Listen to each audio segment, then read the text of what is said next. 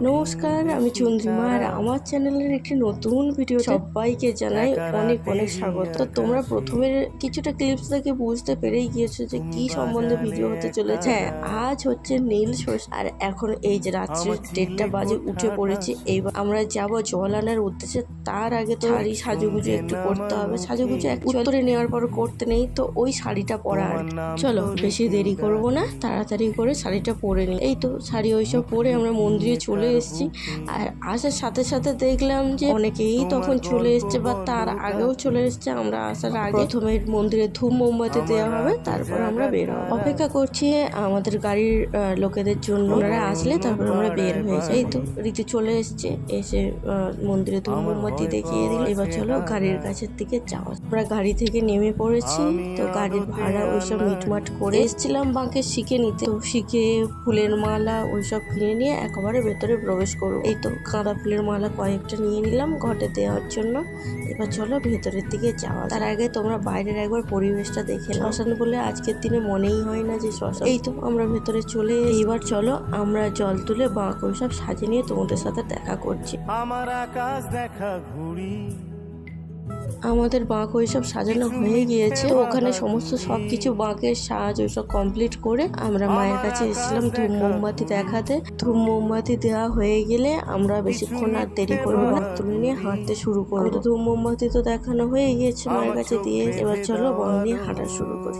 এই তো বাঁক তুলে আমরা হাঁটতে আরম্ভ করে দিয়েছি। এখন ওই ভোর 4:15 কি 20 এইরকম বাজে। এখন থেকে আমরা হাঁটা শুরু করবো। প্রথম যাবো আমরা মন্দিরের বাজার কেশবেশ্বর মন্দিরে। তোমরা হয়তো অনেকেই জেনে থাকবে, মাঝখানে অনেকটা সময় কেটে গিয়েছে, বের করে ভিডিও করার মতন সুযোগ হয়ে ওঠেনি। আমরা ভোর থেকে যে এতটা সময় হেঁটে এসেছি তো কোনো রকম ভাবে বুঝতে পারিনি মন্দিরের বাজারের কাছে আমরা পৌঁছে গিয়েছি। এই তো আমাদের এখান থেকে সবাই বড় একটা জ্বালা করেছিল, তো ওনারাই যাচ্ছিল সামনে। আর বেশিক্ষণ দেরি নেই মন্দিরের বাজারের কাছে ঢুকতে। এই তো প্রথমে এই হাটটা পরে, হাটটা পেরোলেই আমাদের মন্দিরের বাজার মন্দির। ওই যে দেখা যাচ্ছে আমাদের বাবার চূড়া। সারা রাস্তা বলে বলে আসছি ভোলে বাবা পার করেগা। আর ওই দেখা যায় বাবার চূড়া। শেষ পর্যন্ত বাবার চূড়ার কাছে এসে গিয়েছি। রাস্তাটা এতটাই বাজে ছিল যে এখানে পায়ে গাক গাক করে শুধু খালি ওই নুড়িগুলো ফুটে যাচ্ছিল। এমনিতেই এই সময় আমাদের পায়ের চামড়া একদম পাতলা। কতটা হাঁটাহাঁটি করার পরে তারপর এইরকম রাস্তা, তো কোনো রকম কিচ্ছু আমাদের ক্ষতি হয়নি, শুধু একটু ফুটছিল আর কি। ভালোভাবেই আমরা বাবার কাছে চলে এসেছি। প্রথমে আমাদের 3 বার পরিক্রমা করতে হবে, তারপর হাত ধোয়া বলো বা স্নান বলো ওইসব সেরে তারপর বাবার কাছে যাব। কেননা এতটা রাস্তাতে এসছি, রাস্তায় কত কি পড়েছিল তার কোনো ঠিক ঠিকানা নেই। দাঁড়াও, 3 বার ঘুরতে ঘুরতে মন্দিরটা, তোমাদের কিছু কথা আমি বলে মন্দির সম্পর্কে যতটা জানি বলবো। কথিত আছে যে এই মন্দিরের মাথায় যতক্ষণ না চিল বসে ততক্ষণ পুজো হয় না, তার আগে পর্যন্ত পুজো হয় না। চিল বসার পরেই তারপর থেকে পূজা আরম্ভ হয়। আর কত দূর দূরান্ত থেকে মানুষজন আসে, শুধু খালি অন্ধ ভক্ত বা অন্ধবিশ্বাস বলে না, বিশ্বাসের মেলাই বস্তু তর্কে বহু দূর। ঠিক তেমনই এখানে কত লোক যে দণ্ডি দিচ্ছে, তোমরা না দেখলে সামনে থেকে বিশ্বাস করতে পারবে। আর এত সুন্দর দেখতে লাগছিল। তার আগে দুদিন তো আসলে আরো ভালো লাগে। আর কত মনস্কামনা যে বাবা পূরণ করে তার কোনো ঠিক নেই। আমি পাই না ছুঁতে তোমায়, আমার একলা লাগে ভারী।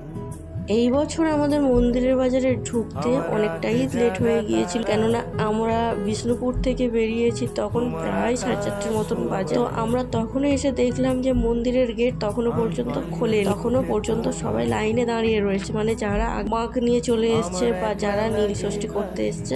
যাই হোক, আমরা চান টান করে এই তো পুজো দেওয়া হয়ে গিয়েছে। আর এখানে একটু ফাঁকা মতন পেয়েছিলাম, ওই জন্য ছোটোখাটো ক্লিপস নিয়ে রেখে মন্দিরের বাজারে পুজো দেওয়ার পরে হেঁটে হেঁটে আমরা চলে এসেছি দেউলার মোড়ে। এখানে একটু রেস্ট নেব, কিছু খাওয়া দাওয়া করব, তারপর আমরা আমাদের মন্দিরে মানে আমাদের মন্দিরেতে চলে আসব। অনেকে দেউলার মোড়ে থেকে যায়, কিন্তু আমরা চলে আসি কেন, আমাদের এখানে জল ছত্রের আয়োজন করা হয় আমাদের মন্দিরে। এখানে অনেক কাজ থাকে যার জন্য চলে আসি। আর তারপরে তো সবাই বাঁক নিয়ে দেউলার মোড় থেকে দুপুরবেলা মানে ওই বিকাল 3:30 3টে এইরকম সময় গ্রামে আমাদের ঢুকে যায়। অনেকেই হয়তো বুঝবে না যে জল ছত্র মানে কি, তো বলে দিই, যারা সন্ন্যাসী হয়, তো তাদের জন্য অ্যাকচুয়ালি সেবার ব্যবস্থা করা হয় পাড়াতে পাড়াতে। আর এখানে আমাদের করা হয়েছিল ঘুগনি আর লস্যি। আর এই দেখো বাঁকগুলোকে সাজিয়ে রেখেছে, কত সুন্দর দেখতে লাগছে। দেখ, তুমি বাজালে এক তারা,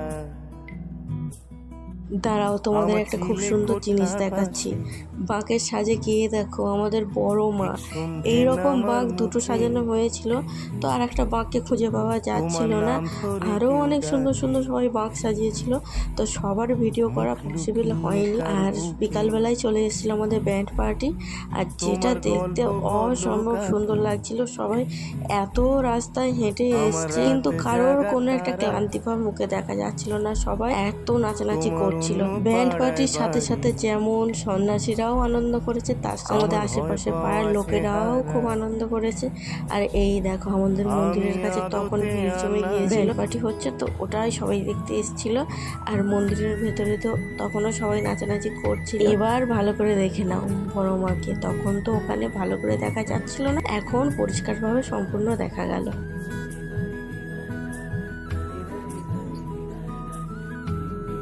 চলো এবার পাড়ার সব এক এক করে শিব মন্দিরে যাওয়া যায়। আমাদের মন্দিরে অনেকক্ষণই ছিলাম, তারপর এই তো মাঝের পাড়াতে চলে এসেছি জল ঢালতে। মিথ্যে বাহাদুরি, আর প্রত্যেকটা মন্দিরে মন্দিরে আমাদের জন্য সেবার ব্যবস্থা করা হয়েছিল। আর এখানে অনেক কিছুই করা হয়েছিল, যার মধ্যে সিঙ্গারা আর কাবলি চানা ছিল। তো ওটা খাওয়ার পরে কিছুক্ষণ পরে চলে এসেছি অন্য পাড়ায়, তো সেখান থেকে জল ঢেলে চলে এসেছি আমাদের আদি থান শিব থানে। এখানেই সবার শেষ জল ঢালবো, তারপর যাব আমরা বাড়িতে। এই মন্দিরতেও এসে আমাদের মন্দিরটা 3 বার পরিক্রমা করতে হবে, তারপর বাবার মাথায় জল ঢালবো। এই তো আমরা লাইনে দাঁড়িয়েও পড়ে কিছুক্ষণ লাইন দেওয়ার পরে এই তো আমরা মন্দিরেতে প্রবেশ করে গিয়ে এইভাবেই তো আমাদের নীল ষষ্ঠীটা খুব ভালোই কাটলো। তোমাদের কেমন লাগলো অবশ্যই জানিয়ে। যাই হোক, আজ তবে আসি, দেখা হচ্ছে পরের অন্য কোনো একটি ভিডিওতে। ততক্ষণের জন্য সবাইকে টাটা।